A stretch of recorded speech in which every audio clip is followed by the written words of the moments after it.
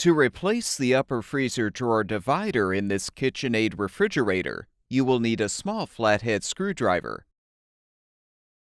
Open the freezer drawer and use the small flathead screwdriver to pry the left slide rail tab away from the liner, enough to release the drawer stop.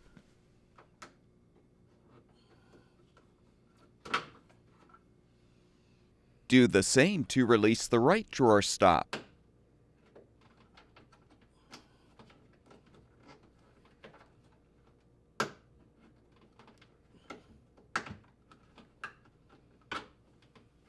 With the stops out, you can fully remove the upper drawer.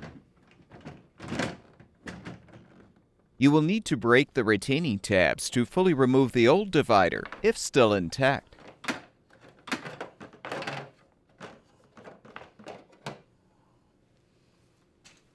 To install the new upper freezer drawer divider, first align the front edge under the front lip of the drawer, then rotate back to snap the rear edge into place.